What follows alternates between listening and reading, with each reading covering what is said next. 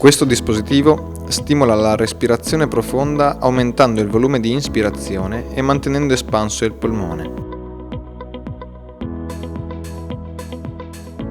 Collegare il boccaglio al tubo e l'estremità di quest'ultimo alla base del dispositivo.